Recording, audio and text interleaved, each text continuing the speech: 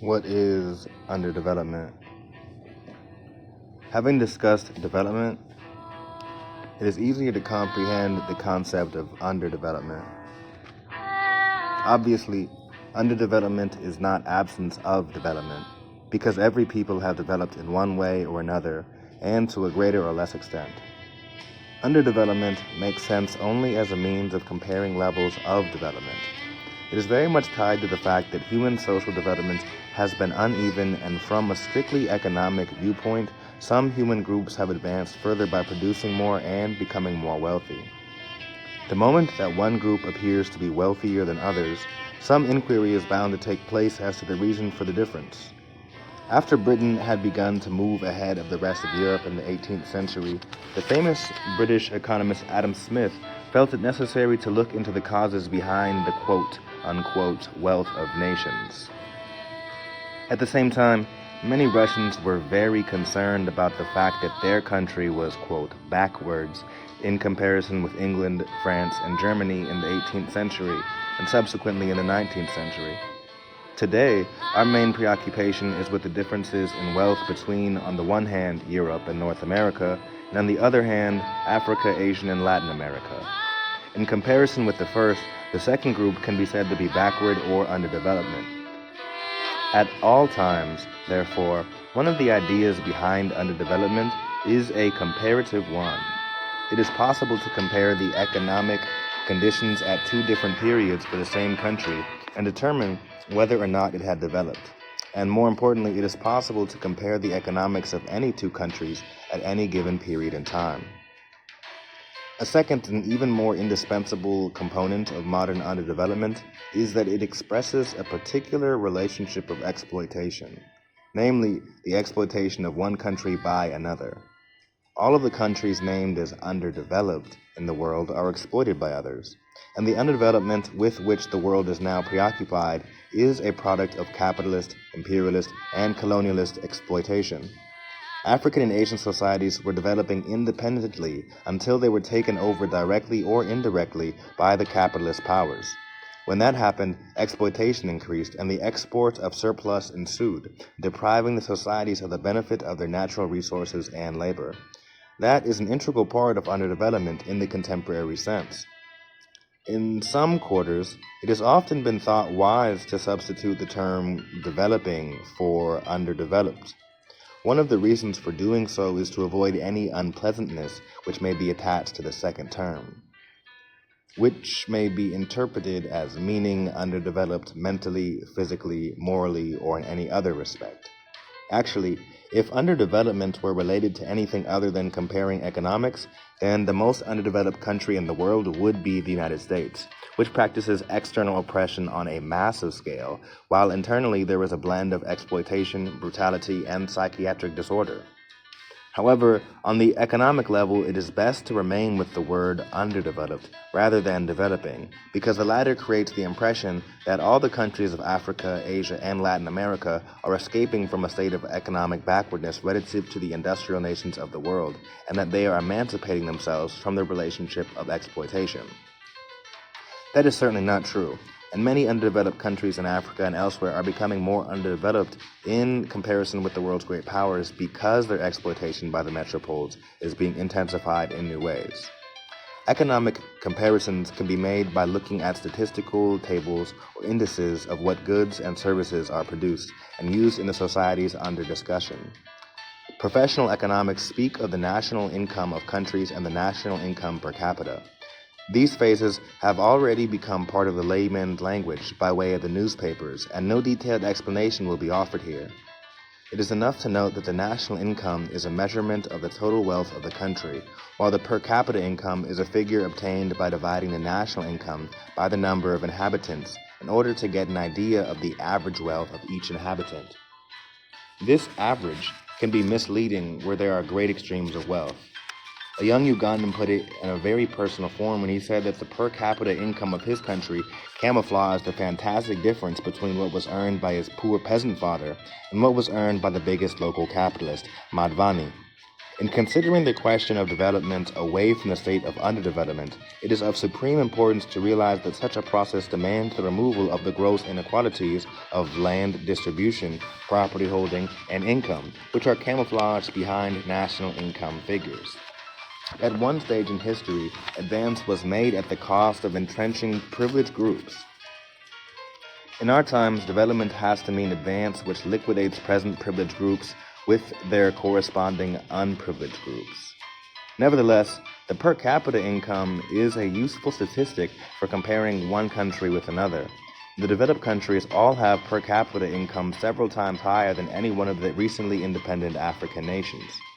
The following table gives a clear picture of the gap between Africa and certain nations measured in per capita incomes. It is the gap that allows one group to be called developed and another undeveloped. The information was obtained from United Nations statistical publications and applies to the year 1968 unless stated otherwise. The gap that can be seen from the evidence is not only great, but it is also increasing. Many people have come to realize that the developed countries are growing richer quite rapidly, while underdeveloped countries for the most part show stagnancy or slow rates of growth. In each country, a figure can be calculated to represent the rate at which the economy grows.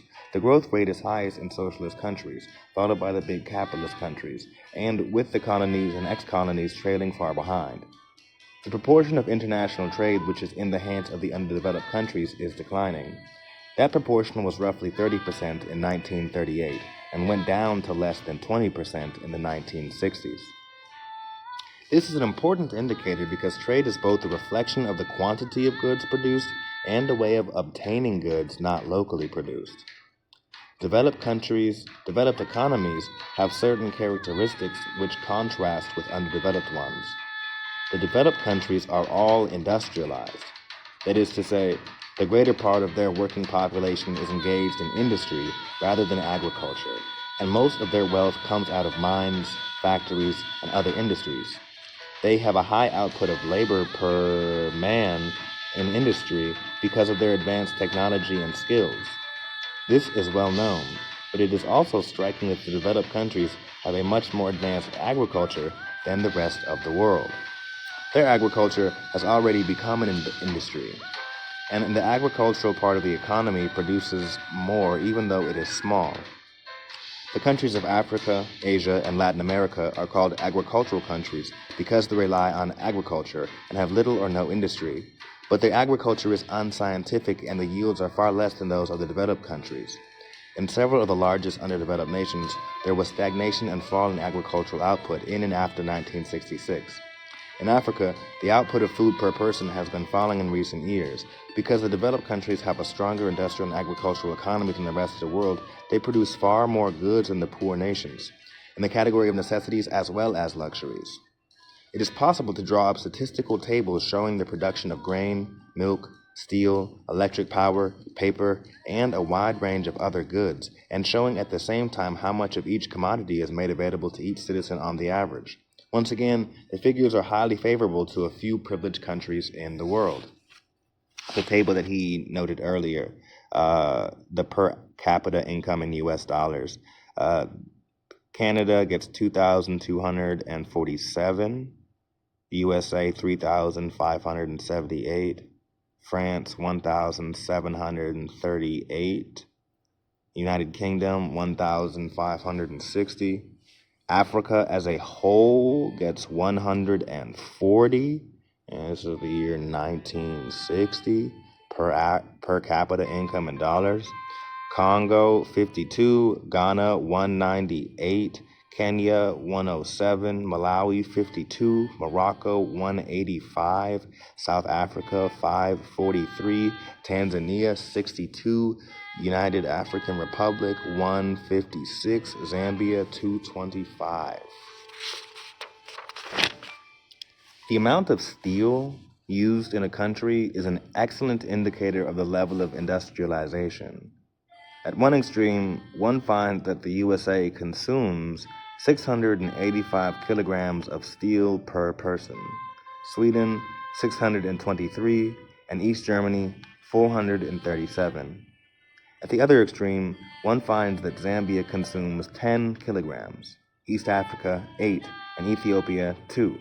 While the same kind of calculation is made for sugar, a sample of the results shows Australia with 57 kilograms and North America and the Soviet Union with 45 to 50 on the average. Africa, however, consumes only 10 kilograms of sugar per person per year, and this is better than Asia with 7. An even more gloomy set of statistics relates to basic food requirements. Each individual needs a certain quantity of food per day measured in calories. The desirable amount is 3,000 calories per day, but no African country comes anywhere near that figure. Algerians consume on average only 1,870 calories per day, while Ivory Coast can consider itself very well off within an African context with 2,290 calories as the national average. Furthermore, one also has to judge the protein content of the food, and many parts of Africa suffer from protein famine, which means that even when calories are available from starchy foods, protein is not to be found. Persons in developed capitalist and socialist countries consume twice as much protein food as those in underdeveloped countries. Such differences help to make it clear which countries are developed and which are underdeveloped. The social services provided by a country are of importance equal to that of its material production in bringing about human well-being and happiness. It is universally accepted that the state has the responsibility to establish schools and hospitals, but whether these are provided by the government or by private agencies, their numbers can be established in relation to the size of the population. The extent to which basic goods and social services are available in a country can also be measured indirectly by looking at the life expectancy, the frequency of deaths among children, the amount of malnutrition, the occurrence of diseases which could be prevented by inoculation and public health services, and the proportion of illiterates. In all these respects, the comparison between the developed and underdeveloped countries shows huge and even frightening differences. For every 1,000 children who are born alive in Cameroon, 100 never live to see their first birthday. And out of every 1,000 African children born alive in rural Sierra Leone, 160 die before reaching 1 year. Yet the comparable figures for the United Kingdom and Holland are only 12 and 18 respectively. Besides, many more African children die before they reach the age of 5. Lack of doctors is a major drawback. In Italy, there is 1 doctor for every 580 Italians. In Czechoslovakia, there is 1 doctor for every 510 citizens. In Niger, 1 doctor must do for 56,140 persons. In Tunisia, 1 doctor for every 8,320 Tunisians. And in Chad, 1 doctor for 73,460 persons. It takes a large number of skilled people to make an industrial economy function, while the countries of Africa have a woefully insufficient number of highly qualified personnel. The figures on doctors just given confirm this, and the same problem exists with engineers, technicians, agriculturalists, and even administrators and lawyers in some places. Middle-level skills in fields such as welding are also lacking. To make matters worse, there is at present a brain drain from Africa, Asia, Latin America, and Western Europe. That is to say, professionals, technicians, high-level administrators, and skilled workers emigrate from their homes, and the small number of skilled people available to the underdeveloped world is further depleted by the lure of better pay and opportunities in the developed world. This lopsided nature of the present international economy is strikingly brought home by the fact that the underdeveloped countries must in turn recruit foreign experts at fantastic cost. Most of the data presented so far can be described as quantitative. It gives us measurement of the quantity of goods and services produced in various economies. In addition, certain qualitative assessments have to be made concerning the way that a given economy is put together. For economic development, it is not enough to produce more goods and services. The country has to produce more of those goods and services, which in turn will give rise spontaneously to future growth in the economy. For example, the food-producing sector must be flourishing so that workers would be healthy, and agriculture on the whole must be effective so that the profits or savings from agriculture would stimulate industry. Heavy industry, such as the steel industry and the production of electrical power, must be present so that one is capable of making machinery for other types of industry and for agriculture. Lack of heavy industry, inadequate production of food, unscientific agriculture, those are all characteristics of the underdeveloped economies. It is typical of underdeveloped economies that they do not or are not allowed to concentrate on those sectors of the economy which in turn will generate growth and raise production to a new level altogether. And there are very few ties between one sector and another so that, say, agriculture and industry could react beneficially on each other. Furthermore, whatever savings are made within the economy are mainly sent abroad or are frittered away in consumption rather than being redirected to productive purposes. Much of the national income which remains within the country goes to pay individuals who are not directly involved in producing wealth, but only in rendering auxiliary services. Much of the national income which remains within the country goes to pay individuals who are not directly involved in producing wealth, but only in rendering auxiliary services: civil servants, merchants, soldiers, entertainers. What aggravates the situation is that more people are employed in those jobs than are really necessary to give efficient service. And to crown it all, these people do not reinvest in agriculture or industry. They squander the wealth created by the peasants and workers by purchasing cars, whiskey, and perfume. It has been noted with irony that the principal industry of many underdeveloped countries is administration. Not long ago, 60% of the internal revenue of Dahomey went into paying salaries of civil servants and government leaders. The salaries given to the elected politicians are higher than those given to the British Member of Parliament. The number of parliamentarians in the underdeveloped African countries is also relatively high. In Gabon, there is one parliamentary representative for every 6,000 inhabitants, compared to one French parliamentary representative for every 100,000 Frenchmen. Many more figures of that sort indicate that in describing a typical underdeveloped country, it is a typical underdeveloped economy, it is essential to point out that the high disproportion of the locally distributed wealth that goes into the pockets of a privileged few.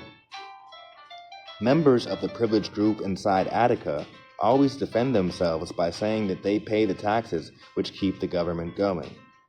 At face value, this statement sounds reasonable, but on close examination, it is really the most absurd argument and shows total ignorance of how the economy functions. Taxes do not produce national wealth and development.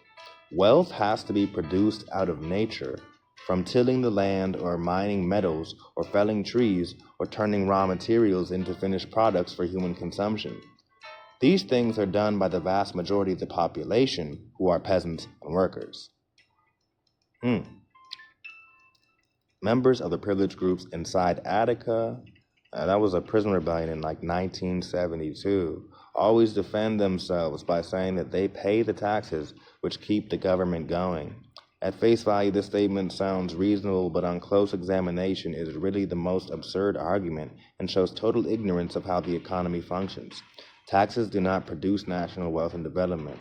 Wealth has to be produced out of nature, from tilling the land. These things are done by the vast majority of the population, who are peasants and workers. There would be no incomes to tax if the laboring population did not work. The incomes given to civil servants, professionals, and merchants come from the store of wealth produced by the community. Quite apart from the injustices in the distribution of wealth, one has to dismiss the argument that the taxpayers' money is what develops a country. In pursuing the goal of development, one must start with the producers and move on from there to see whether the products of their labor are being rationally utilized to bring greater independence and well-being to the nation. By paying attention to the wealth created by human labor out of nature, one can immediately appreciate that very few underdeveloped countries are lacking in the natural resources which could go into making a better life, and in those cases, it is usually possible for 2 or 3 territories to combine together for their mutual benefit. In fact, it can be shown that the underdeveloped countries are the ones with the greatest wealth. The bigger problem is that the people of Africa and other parts of the colonized world have gone through a cultural and psychological crisis and have accepted, at least partially, the European version of things. That means that the African himself has doubts about his capacity to transform and develop his natural environment. With such doubts, he even challenges those of his brothers who say that Africa can and will develop through the efforts of its own people. If we can determine when underdevelopment came about, it would dismiss the lingering suspicion that it is racially or otherwise predetermined that we can do little about it.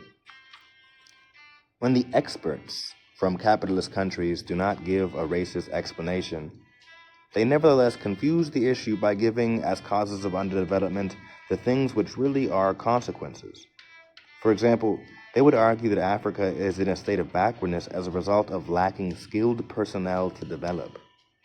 It is true that because of lack of engineers, Africa cannot on its own build more roads, bridges, and hydroelectric stations, but that is not a cause of underdevelopment, except in the rents that causes and effects come together and reinforce each other.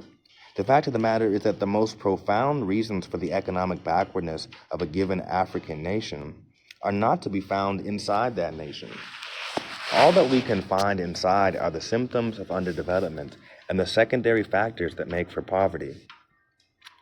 Mistaken interpretations of the causes of underdevelopment usually stem either from prejudiced thinking or from the error of believing that one can learn the answers by looking inside the underdeveloped economy.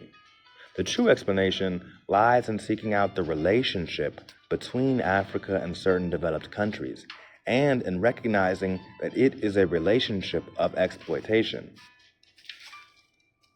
Our species has always exploited its natural environment in order to make a living. At a certain point in time, there also arose the exploitation of our species by our species, in that a few people grew rich and lived well through the labor of others. Then a stage was reached by which people in one community, called a nation, exploited the natural resources and the labor of another nation and its people.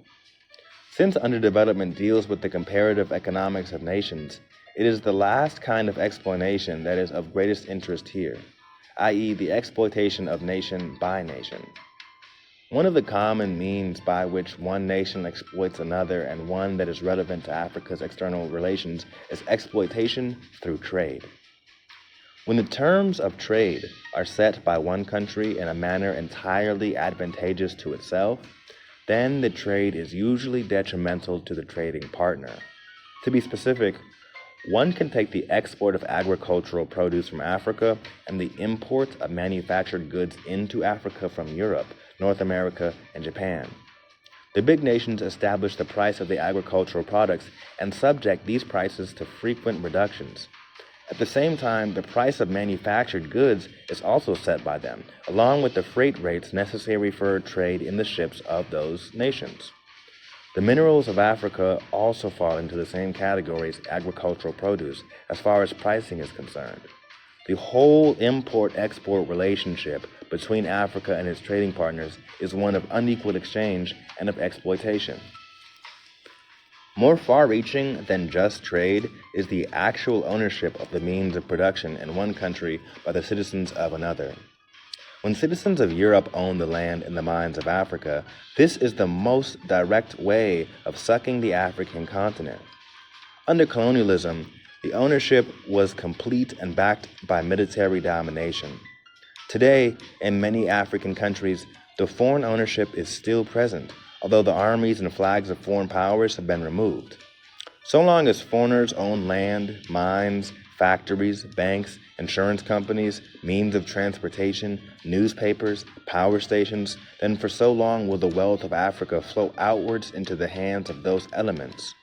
In other words, in the absence of direct political control, foreign investment ensures that the natural resources and the labor of Africa produce economic value which is lost to the continent.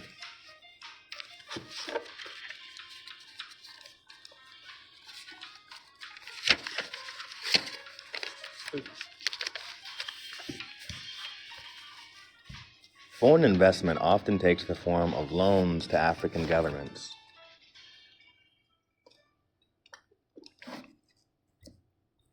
Naturally, these loans have to be repaid. And in the 1960s, the rate of repayment, amortization, on official loans in underdeveloped countries rose from $400 million per year to about $700 million per year, and it is constantly on the increase. Besides, there is interest to be paid on these loans as well as profits which come from the direct investment in the economy. These two sources accounted for the fact that over $500 million flowed outwards from the underdeveloped countries in 1965. The information on these matters is seldom complete for the obvious reason that those making the profit are trying to keep things quiet, so the figures given above are likely to be underestimates. They are meant to give some idea of the extent to which the wealth of Africa is being drained off by those who invest in and thereby own a large portion of the means of production of wealth in Africa. Furthermore, in more recent times, the forms of investment have become more subtle and more dangerous. They include so-called aid and the management of local African companies by international capitalist experts. While Africa trades mainly with the countries of Western Europe, North America, and Japan, Africa is also diversifying its trade by dealing with socialist countries. And if that trade proves disadvantageous to the African economy, then the developed socialist countries will also have joined the ranks of the exploiters of Africa.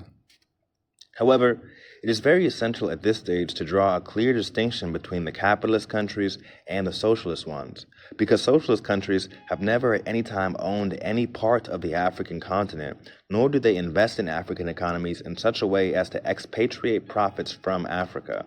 Therefore, socialist countries are not involved in the robbery of Africa. Most of the people who write about underdevelopment and who are read in the continents of Africa, Asia, and Latin America are spokesmen for the capitalist or bourgeoisie world. They seek to justify capitalist exploitation both inside and outside their own countries. One of the things which they do to confuse the issue is to place all underdeveloped countries in one camp and all developed countries in another camp, irrespective of different social systems, so that the term capitalist and socialist never enter the discussion. Instead, one is faced with a simple division between the industrialized nations and those that are not industrialized. It is true that both the United States and the Soviet Union are industrialized, and it is true that when one looks at the statistics, countries such as France, Norway, Czechoslovakia, and Romania are much closer together than any one of them is to an African country. But it is absolutely necessary to determine whether the standard of living in a given industrialized country is a product of its own internal resources, or whether it stems from exploiting other countries. The United States has a small proportion of the world's population and exploitable natural wealth, but it enjoys a huge percentage of the wealth which comes from exploiting the labor and natural resources of the whole entire world. The erroneous views about underdevelopment and the oversimplified distinction between rich and poor nations are opposed by socialist scholars both inside and outside the socialist countries. Those erroneous views are also being exposed by economists in underdeveloped countries who are discovering that the explanations offered by bourgeois scholars are explanations which suit the interests of those countries which exploit the rest of the world through trade and investment. One French socialist writer, Pierre Jallet, proposed that to obtain a proper perspective of relations between developed countries and underdeveloped ones, two categories should be set up, namely imperialist and socialist. The socialist camp includes all countries, big and small, which have decided to break away from international capitalism. The imperialist camp contains not only the capitalist giants like the United States, France, West Germany, and Japan, but also the weak nations in which those industrial nations have investments. Therefore, the imperialist camp can be subdivided into exploiting and exploited countries. For the most part, the nations of Africa fall into the group of exploited countries inside the capitalist imperialist system. Roughly 1/3 of the world's people are already living under some form of socialism. The other 2/3 constitute the capitalist imperialist camp, with the majority being in the exploited section. It is interesting to note that in spite of their efforts to confuse the situation, the bourgeois writers often touched on the truth. For example, the United Nations, which is dominated by Western capitalist powers, would never stress the exploitation by capitalist nations, but their economic reviews refer on the one hand to, quote, the centrally planned economies, which means the socialist countries, and on the other hand they speak of, quote, the market economies, which means in effect the imperialist sector of the world. The latter is subdivided into the developed market economics and the developing market economies. Disguising the fact that the market means capitalist market. This study is concerned with analyzing the relations between those countries which are together within the capitalist market system. The things which bring Africa into the capitalist market system are trade, colonial domination, and capitalist investment. Trade has existed for several centuries. Colonial rule began in the late 19th century and has almost disappeared, and the investment in the African economy has been increasingly steady in the present century. Throughout the period that Africa has participated in the capitalist economy, two factors have brought about underdevelopment. In the first place, the wealth created by African labor and from African resources was grabbed by the capitalist countries of Europe. And in the second place, restrictions were placed upon African capacity to make the maximum use of its economic potential, which is what development is all about. Those two processes represent the answer to the two questions raised above as to why Africa has realized so little of its potential and why so much of its present wealth goes outside of the continent. African economies are integrated into the very structure of the developed capitalist economics, and they are integrated into a manner that is unfavorable to Africa and ensures that Africa is dependent on the capitalist big countries. Indeed, structural dependence is one of the characteristics of underdevelopment. Most progressive writers divide the capitalist imperialist system into two parts. The first is the dominant or metropolitan section, and the countries in the second group are often called satellites because they are in the orbit of the metropolitan economies.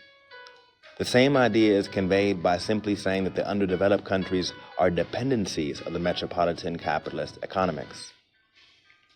When a child or the young of any animal species ceases to be dependent upon its mother for food and protection, it can be said to have developed in the direction of maturity. Dependent nations can never be considered developed. It is true that modern conditions force all countries to be mutually interdependent in order to satisfy the needs of their citizens. But that is not incompatible with economic independence, because economic independence does not mean isolation. It does, however, require a capacity to exercise choice in external relations, and above all, it requires that a nation's growth at some point must become self-reliant and self-sustaining.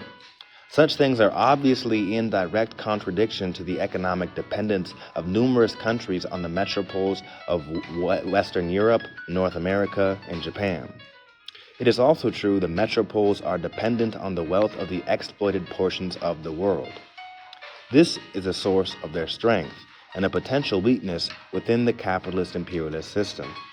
Since the peasants and workers of the dependencies are awakening to a realization that it is possible to cut the tentacles which imperialism has extended into their countries.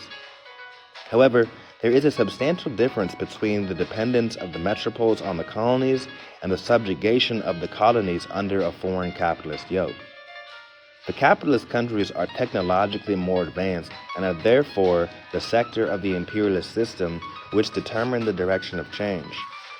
A striking example of this effect is the fact that the synthetic fabrics manufactured in the capitalist metropoles have begun to replace fabrics made from raw material grown in the colonies.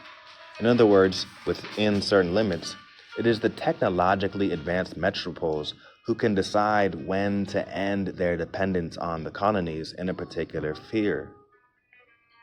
In other words, it is the technologically advanced metropoles who can decide when to end their dependence on the colonies in a particular sphere.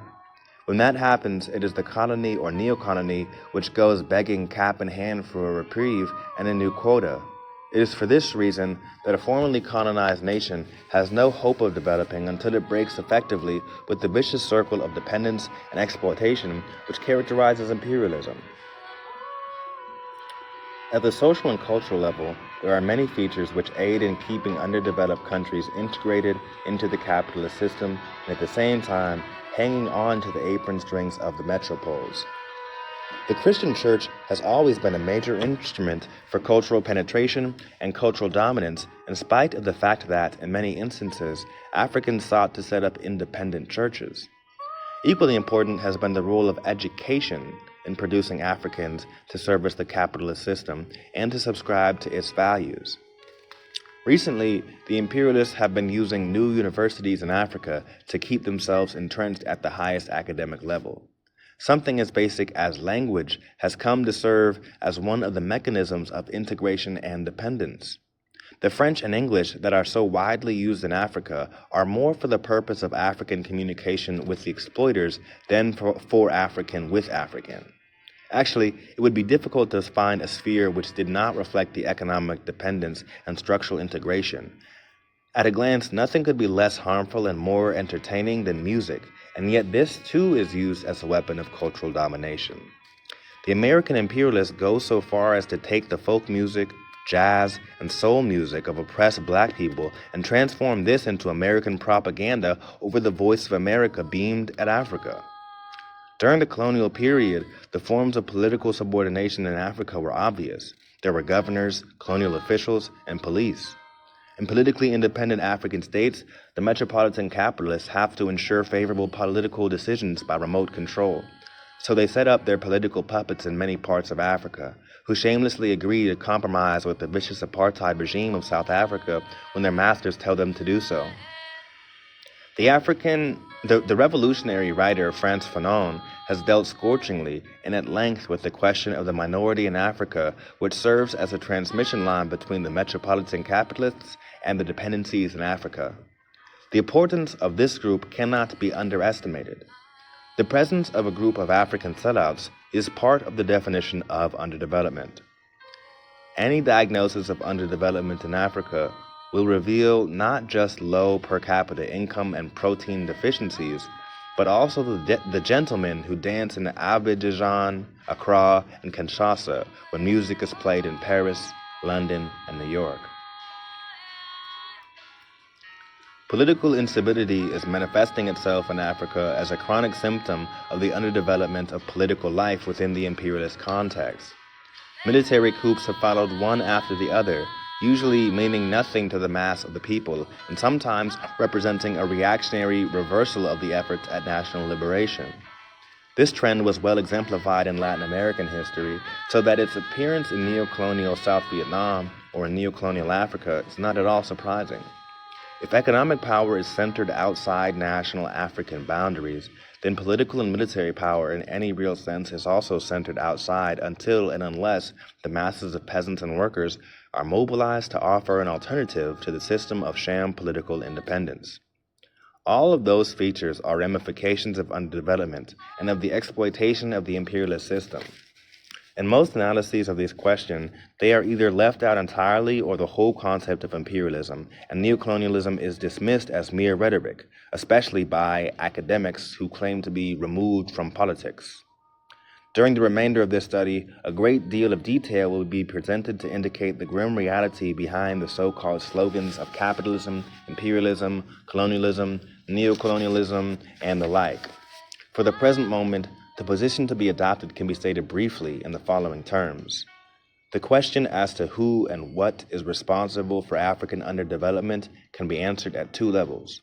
First, the answer is that the operation of the imperialist system bears major responsibility for African economic retardation by draining African wealth and by making it impossible to develop more rapidly the resources of the continent. Second, one has to deal with those who manipulate the system and those who are either agents or unwitting accomplices of the said system. The capitalists of Western Europe were the ones who actively extended their exploitation from inside Europe to cover the whole of Africa. In recent times, they were joined and to some extent replaced by capitalists from the United States, and for many years now, even the workers of those metropolitan countries have benefited from the exploitation and underdevelopment of Africa. None of these remarks are intended to remove the ultimate responsibility for development from the shoulders of Africans. Not only are there African accomplices inside the imperialist system, but every African has a responsibility to understand the system and work for its overthrow.